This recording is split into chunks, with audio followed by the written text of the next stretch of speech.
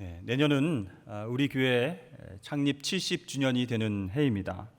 오늘부터 요한계시록에 나오는 소아시아 7개 교회에 주신 그 하나님의 칭찬과 또 책망의 말씀을 통해서 우리 교회의 모습을 돌아보고 또 앞으로 어떤 교회가 되어야 할지 함께 생각해보는 그런 귀한 시간이 되기를 원합니다.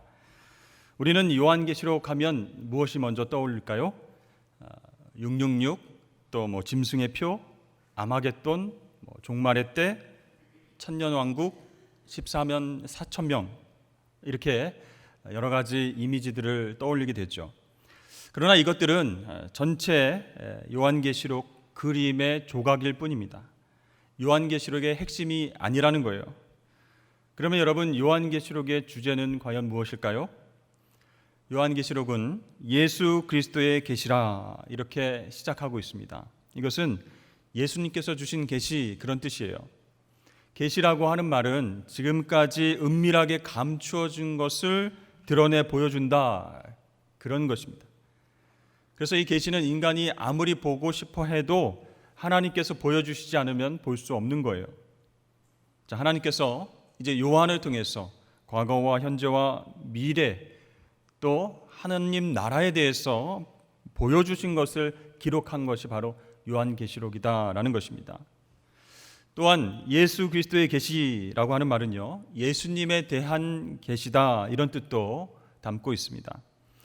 사복음서에서는 이 땅에 오신 메시아 예수 그리스도의 말씀과 또 행동과 여러 가지 사역에 대해서 자세히 설명해 주고 있죠. 그런데 요한계시록에서는 이제 다시 오실 예수 그리스도를 설명하고 있습니다.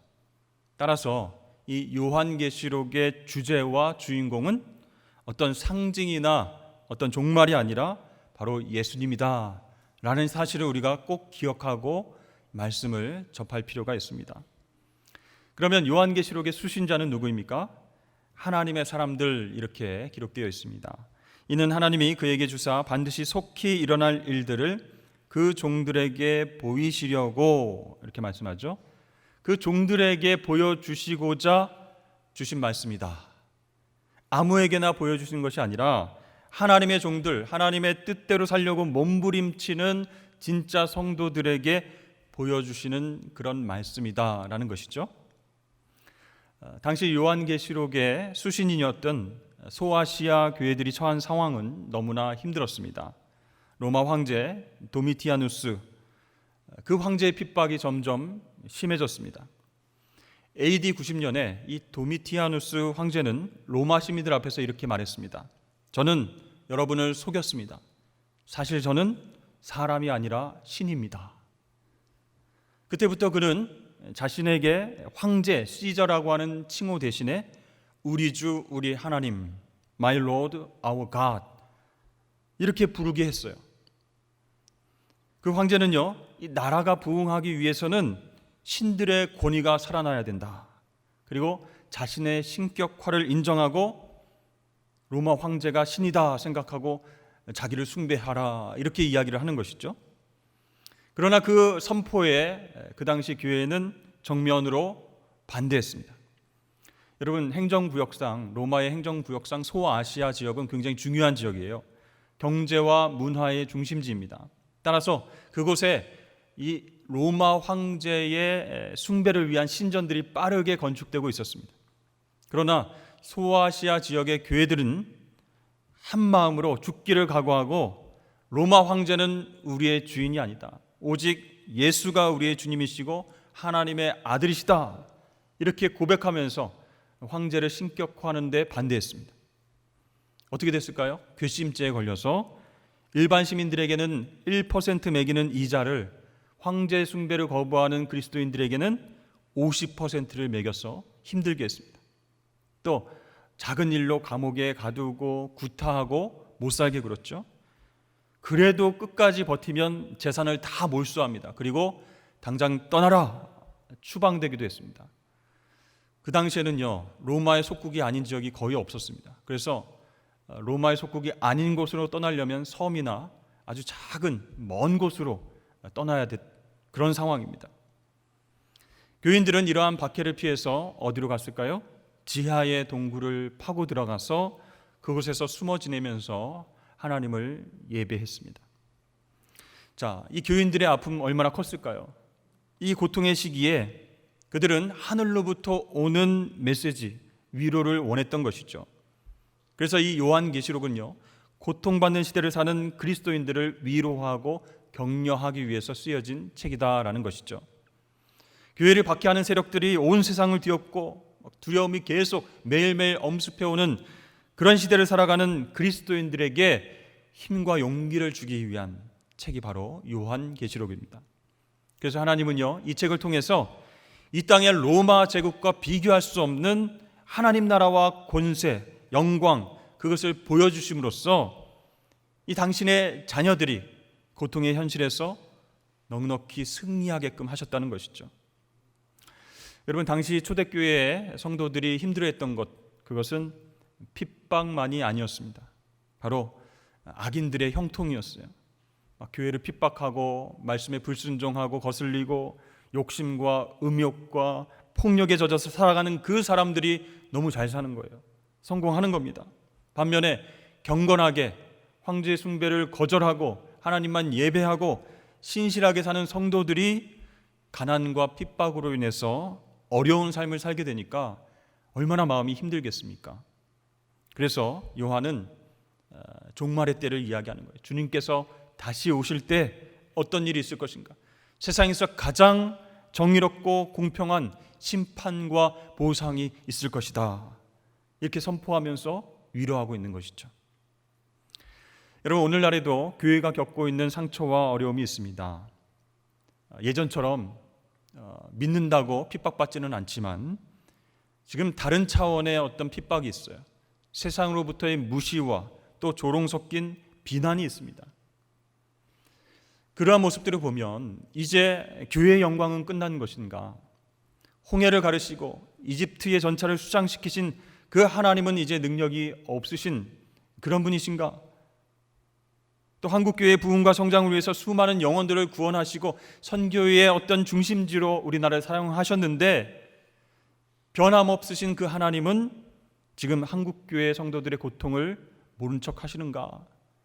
그런 답답한 생각들이 들기도 합니다. 그러나 요한은 오늘 책에서 이렇게 말하고 있어요. 하나님은 살아계신다. 그 능력과 영광 그대로 주님은 살아서 역사하신다. 그러면서 하나님은 어떤 분이신가? 전능하신 분이다 라고 선포하고 있습니다. 주 하나님이 이르시되 나는 알파와 오메가라, 이제도 있고 전에도 있었고 장차 올 자요 전능한 자라 하시더라. 아멘. 사랑하는 성도 여러분, 정말 어려운 광야의 시기를 보내고 있는 한국교회와 또 우리 교회가 소아시아 초대교회에 보내주신 하나님의 메시지를 새겨듣고 다시 한번 전능하신 하나님께서 우리 교회를 통해서 어떻게 일하실지를 기대하실 수 있기를 주의 이름 축복합니다. 알파와 오메가이신 하나님, 시작과 끝이신 하나님, 천지를 창조하셨으면 종말의 때가 오도록 역사하시는 하나님이시라는 거예요. 최후의 심판자가 되셔서 우리에게 전해주시는 그 메시지에 귀를 기울여야 된다라는 것이죠. 그 말씀 속에서는 현재의 고난과 비교할 수 없는 하나님의 영광을 보게 될 것이니 지금 하나님의 자녀들은 어깨를 펴고 당당하게 신앙생활을 해라. 그런 메시지가 요한계시록에 담겨져 있습니다. 그런데 로마 제국의 핍박을 너무 많이 받고 있으니까 이 요한계시록은 그냥 일반인들이 알 수 있는 언어로 쓴 것이 아니고 상징 언어, 그림 언어가 많이 들어 있습니다. 그래서 구약 성경을 잘 모르는 헬라인들이나 로마 사람들이 보면 이게 무슨 뜻이야? 무슨 말이야? 잘 이해하지 못할 수도 있다는 것이죠. 그렇습니다. 우리는 이 요한계시록의 교회를 향한 말씀을 통해서 왕의 왕 되시는 주님, 전능하신 하나님을 예배하고 곧 오실 주님을 기다리면서 당당하게 신앙생활을 해나가야 하는 것입니다.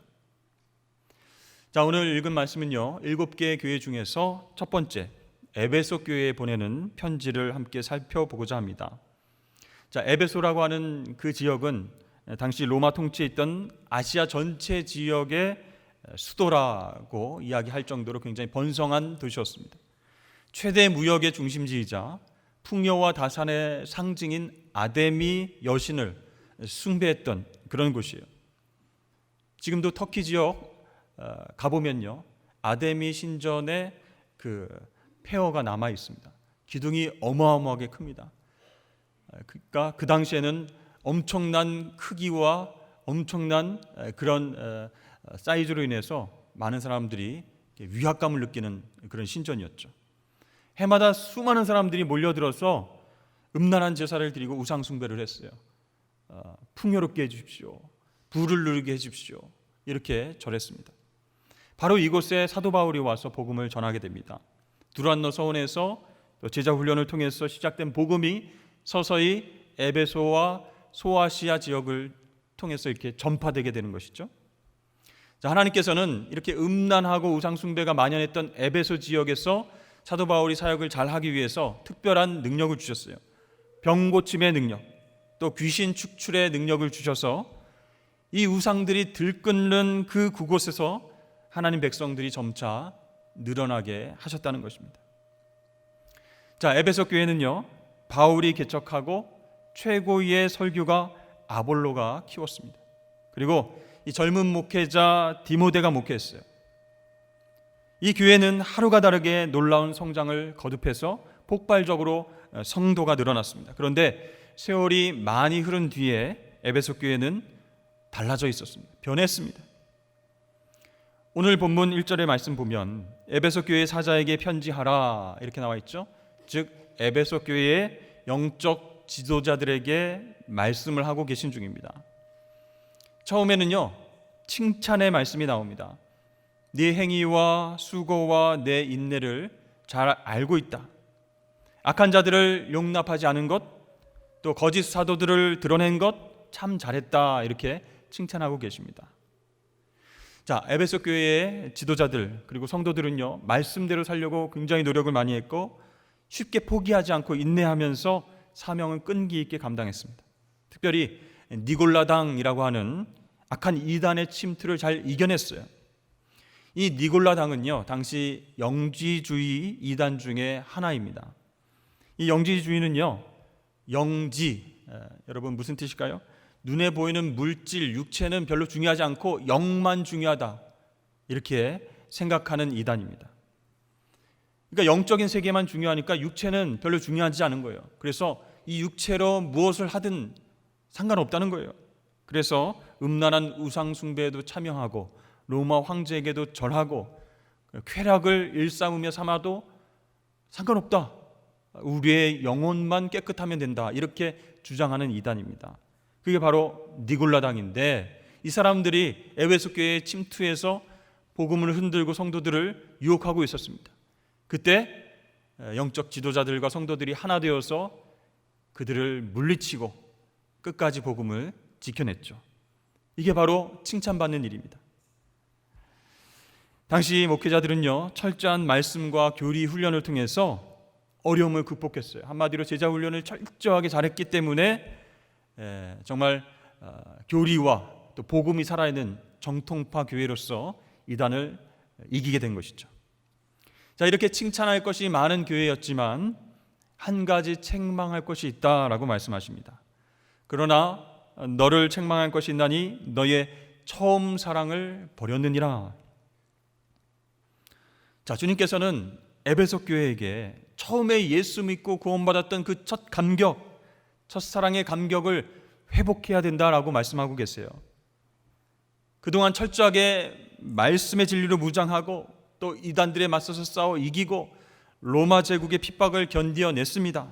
그러나 시간이 지나면서 주님에 대한 사랑의 열정이 점점 식어가는 거예요. 나중에는 정말 경직되고 형식적인 신앙생활이 계속되게 되었습니다. 여러분, 왜 주님께서 이 문제를 굉장히 심각하게 말씀하고 계실까요? 왜 이렇게 중요하게 다루고 계실까요? 결혼한 지 굉장히 오래된 부부가 있습니다. 근데 아내의 남편에 대한 사랑이 점점 식어가고 있었어요. 결혼 때에는 연애 때에는 서로를 위해서 배려하고 또 사랑 표현도 잘하고 감사와 기쁨이 넘쳤는데 지금은 썰렁해졌어요. 그렇다고 아내가 뭐 술을 마시고 도박을 하고 게임이나 명품에 중독된 것도 아닙니다. 여전히 가정적이고 자녀들을 잘 양육하고 음식도 잘하는 전형적인 모범 주부입니다. 그런데 이 남편에 대한 사랑이 식어서 예전처럼 대하지 못한다는 거예요. 그래서 남편을 바라보면 내 편이 아니라 남편이다, 이렇게 생각하고 항상 서운해합니다. 여러분, 에베소 교회가 교리적으로 반듯하고 말씀과 또 기도로 이단 물리치고 로마 핍박도 잘 견뎌냈지만 주님을 향한 첫사랑이 식어버리면 어떻게 되겠습니까? 신랑 되시는 주님의 마음이 어떻겠습니까? 너무나 아프고 힘들지 않으시겠습니까? 여러분, 주님에 대한 첫사랑을 잃어버리면요, 영적으로 병에 걸리게 됩니다. 병에 걸리면 증상들이 여러 가지가 나타나게 되죠. 어떤 증상이 나타날까요? 주님에 대한 첫사랑을 잃어버리면 제일 먼저 기도 생활이 뜸해지고 나중엔 멈춰지게 된다는 거예요. 여러분, 기도는 하나님과의 교제고 주님과의 대화입니다. 그게 멈춰진다는 거예요. 썰렁해진다는 거예요. 여러분, 사랑하는 연인은 서로에게 정말 할 말이 많습니다. 만나면 그렇게 중요한 일도 아닌데 시시콜콜 뭐 아침에 있었던 일부터 시작해서 누구한테 전화 온 것, 뭐 어떤 친구가 이런 얘기를 한 것, 뭐 웃긴 얘기, 슬픈 얘기, 뭐 그렇게 저녁 늦게 밤 잠들 때까지 계속 이렇게 얘기를 하죠. 그리고 헤어지면 아쉬워서 문자 보내고 또 전화하고 잘 자라 그러고 내 꿈 꾸라 그러고. 근데 여러분, 사랑이 식으면 어떻게 될까요? 언제 그랬냐는 듯이 서로에게 차가워집니다. 그래서 경상도 남자들은 왔나, 묻나, 자자, 이렇게 세 가지 말만 한다, 이렇게 얘기를 하더라고요. 마찬가지로 주님에 대한 첫사랑이 식어지면요, 주님과의 대화가 끊어지는 거예요. 건조하게 되는, 재미가 없어지는 거예요. 지루해집니다. 그리고 할 말이 없어져요. 할 말이 없으니까 주님을 바라보지도 않게 되는 것이죠. 점점 부담되어서 기도는 나중에 특별 새벽 기도회 때나 나가서 좀 특별한 시간에 기도를 좀 하자. 지금은 조금 관계가 조금 어색하니까 기도는 좀 쉬자. 이렇게 미루게 되는 것이죠. 또 첫사랑이 식어지면 어떤 증상들이 나타날까요? 말씀에 대한 열정과 갈망도 사라지게 됩니다. 주님을 더 잘 알 수 있는 책, 그분을 깊이 있게 만날 수 있는 성경을 점점 멀리하게 되는 거예요. 그래서 예전에는 뜨거울 때는 큐티하고 묵상하고 통독도 하고 말씀에 줄을 긋고 암송하고 그랬는데, 그래서 주님을 알아가는 기쁨이 넘쳤는데 이제는 의무적으로 일주일에 한 번 먼지를 툭툭 털어서 성경책을 주일날 가져와서 한번 펴보는 그런 어떤 말씀을 멀리하는 현상들이 일어나게 된다는 것이죠. 또 어떤 증상이 일어날까요? 교회 가는 것을 기뻐하지 않게 되는 거예요. 코로나 시대인데 뭐 영상 예배 드리면 되지. 그렇게 영상 예배를 시작했다가 점점 나태해져서 성전에 나오는 것을 그 자체를 기뻐하지 않게 될 수 있습니다. 여러분, 다윗은 어떻게 노래했습니까? 주의 전에 문지기로 하루 있는 것이 왕궁에서 천년 있는 것보다 낫습니다. 그러므로 내가 구하는 것은 주의 전에 영원히 거하는 것입니다. 주의 아름다움을 바라보는 것입니다. 라고 시편에서 노래하고 있습니다. 여러분, 교회는 어떤 곳인가요? 하나님의 임재를 경험하고 하나님의 아름다움을 바라보는 그런 거룩한 장소입니다. 그래서 예배와 찬양과 기도와 말씀을 통해서 하나님의 임재를 경험하고 성령님의 인도하심을 경험하는 곳이에요. 그래서 주님을 사랑하면요, 그저 주의 전에 가는 것이 기쁘고 막 감격스럽고 설레입니다. 물론 코로나로 인해서 대면 예배가 힘들어졌습니다. 마스크를 끼고 또 떨어져서 앉아야 되죠. 이런 현실 속에서 우리가 영상 예배만 드리다 보면 대면 예배를 통해서 우리가 경험할 수 있는 영적인 유익을 제한적으로 느끼게 되고 놓칠 수 있습니다. 자칫 영적 게으름과 타성으로 이어질 수 있기 때문에 우리는 이러한 시기일수록 영적으로 깨어서 예배의 기쁨을 회복해야 된다는 것이죠. 또 하나, 첫사랑이 식으면요, 사역에 대한 열정과 기쁨도 사그러들게 됩니다. 여러분, 봉사할 때 힘드셨죠? 전도할 때 좀 어려우셨죠? 그러나 열매를 맺을 때 얼마나 기뻤습니까? 영혼 사랑에 대한 마음, 사명에 대한 어떤 어려움이 있지만 그것을 극복하고 해냈을 때의 기쁨, 점점 식어들게 되는 거예요. 대학교 때 친구가 학교 근처에서 자취를 하고 있었습니다. 그 친구의 고향은 지방이었기 때문에 학교 근처에 방을 마련해서 생활하고 있었어요. 가끔 제가 놀러 가면요, 방이 엉망진창입니다. 완전 돼지우리입니다. 빨래 감은 옷들이 여기저기 막 널브러져 있는데 제때 빨아야 되는데 빨지 않아서 막 땀 냄새, 무슨 냄새, 음식 냄새에서 막 옷에서 막 냄새가 나는 거예요. 그리고 여기저기 어저께 먹었던 반찬통이라든지 라면 그릇이라든지 김치통, 막 과자 봉지 그대로 있습니다. 주방에 가보면 막 설거지할 그릇이 이렇게 쌓여 있는데 거기에 이제 날파리와 함께 막 그릇에서 냄새가 나는 거예요. 그랬던 그 친구가 연애하면서 완전히 달라진 거예요. 연애를 시작했다고 그러면서 막 깔끔해졌어요. 그래서 집에 놀러 가봤더니 막 집도 완전히 옷 정리, 반찬통, 뭐 쓰레기, 가구 배치 싹 다 해놓은 거예요. 누가 했냐 그랬더니 자기가 했다는 거예요. 완전 다른 집으로 변했어요. 왜 이렇게 했냐? 너가 정신 나간 거 아니냐? 내가 물어봤더니 가끔씩 애인이 집에 찾아오기 때문에 이렇게 할 수밖에 없다. 그래서 이 친구가 완전히 변한 거예요. 그 애인이 아프면요, 막 병수발하려고 죽도 쓰고 막 반찬까지 만들어가지고 막 가져다 주고 뭐 데려다 주고, 야, 사랑의 힘이 이렇게 크구나. 나도 빨리 연애하고 싶다. 뭐 그런 생각을 했었습니다. 그러니까 이 친구가 눈빛만 달라진 게 아니고 평소 행동과 모든 것들이 성실하게 그렇게 바뀌는 거예요. 원래 저런 사람이었나 할 정도로 바뀌었습니다. 그런데 몇 년 후에 안타깝게도 그 여자친구와 헤어지게 됐다, 그런 얘기를 들었습니다. 사랑을 잃어버리니까 어떻게 됐을까요? 다시 그 친구의 자취방은 돼지우리로 변하게 됐습니다. 여러분, 주님에 대한 첫사랑이 식으면요, 하나님 명령이 귀찮아지고요, 하나님보다 세상을 더 의식하게 되는 거예요. 사랑하는 애인을 바라보면서 그 애인이 좋아할 것이 무엇인가 계속 생각하고 묵상하고 준비하고 깨끗하게 하고, 이제 귀찮아지는 거예요. 하나님과의 사랑이 식으면. 여러분, 아담이 범죄한 이후로 하나님께 나아가지 못했죠.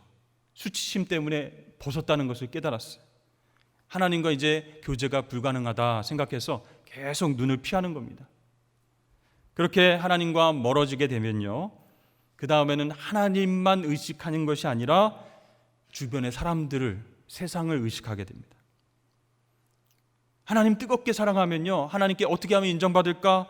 하나님과 어떻게 하면 좀 대화를 길게 해볼까?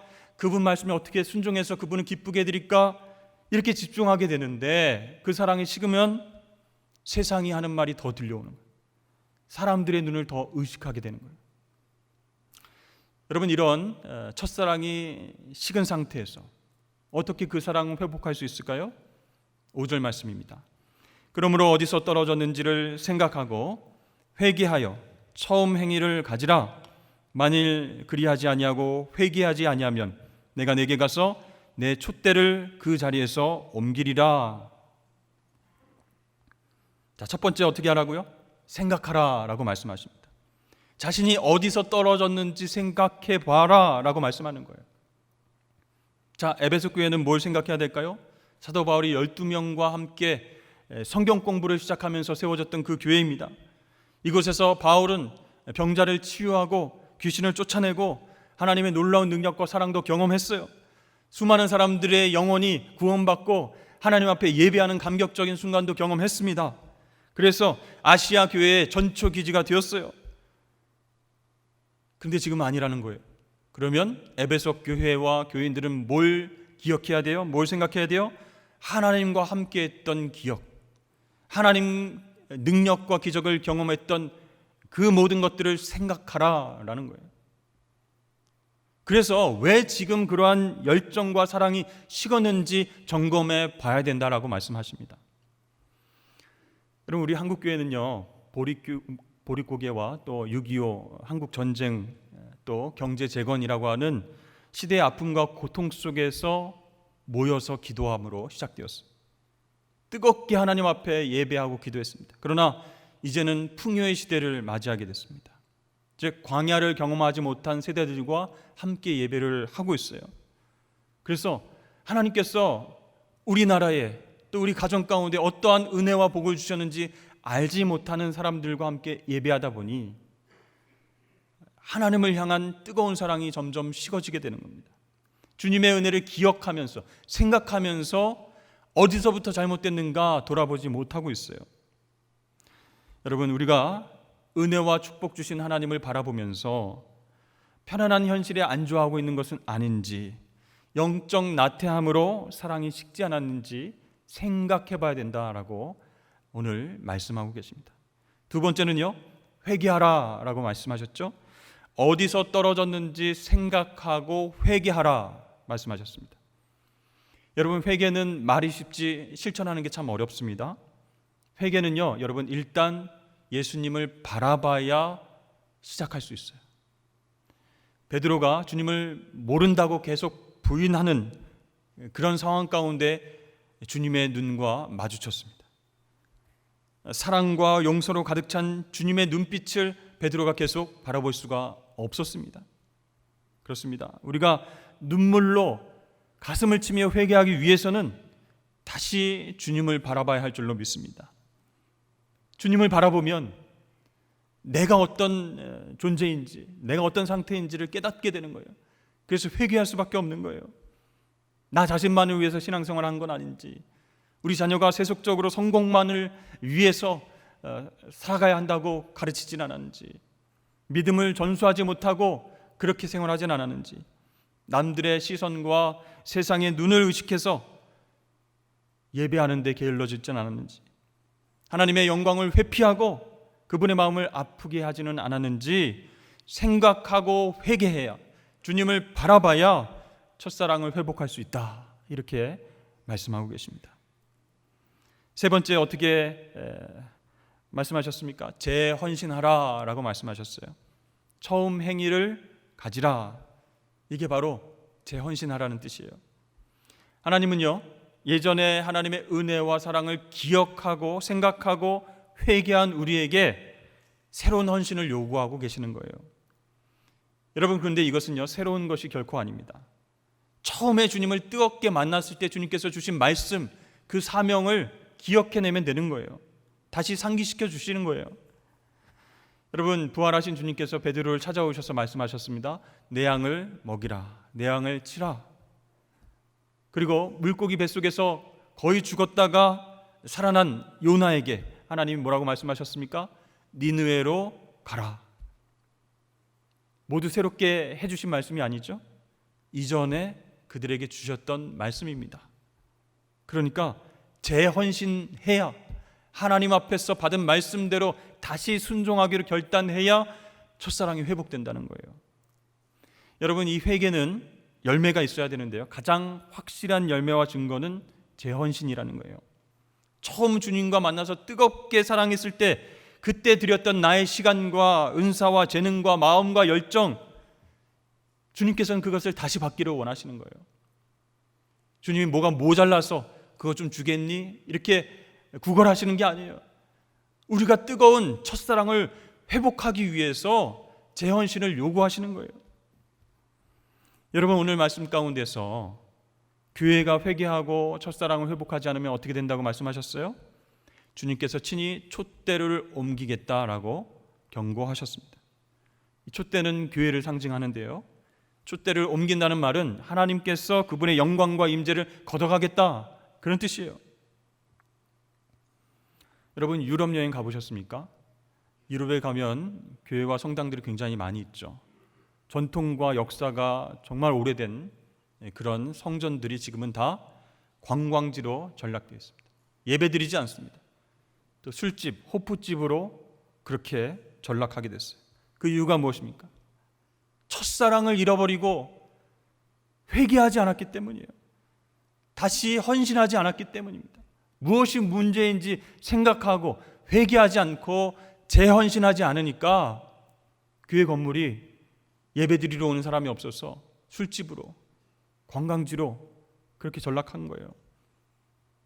주님의 촛대가 옮겨진 것입니다. 여러분, 우리 한국교회도 지금 살펴야 됩니다. 어디서 떨어졌는지 생각하고 회개하고 재헌신해야 된다는 거예요.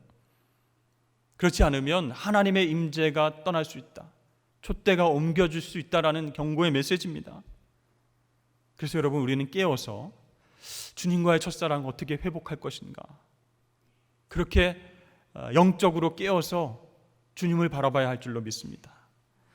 사랑하는 성도 여러분, 내년이면 우리 교회 창립 70주년이 되는 해입니다. 우리 산성교회가 주님을 향한 첫사랑을 제일 먼저 회복하길 주의 이름으로 축복합니다. 그래서 열정과 사랑과 도전과 헌신이 다 사라지고 서로가 서로를 상처 주고 서로 판단하고 딱딱한 교리가 남은 그 에베소 교회처럼 되지 않기 위해서 우리는 제일 먼저 첫사랑을 회복해야 되는 거예요.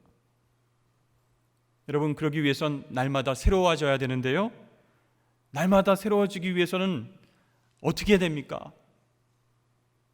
날마다 예수 그리스도를 바라봐야 된다는 거예요. 교회에 얼마나 오래 다녔는지, 훈련을 얼마나 많이 받았는지, 섬김과 봉사를 오랫동안 했는지 안 했는지, 그것보다 더 중요한 것은 지금 내가 주님을 얼마나 알아가고 있는가, 지금 내가 예수님을 얼마나 바라보고 있는가, 그래서 첫사랑이 회복하는가, 거기에 달려있다는 얘기입니다. 사랑하는 성도 여러분, 우리 교회와 성도들이 반드시 예수님에 대한 첫사랑 회복해서 마지막 때 주님 오시기 전까지 열매 맺고 쓰임받는 그런 아름다운 교회 되길 주의 이름으로 간절히 축원합니다.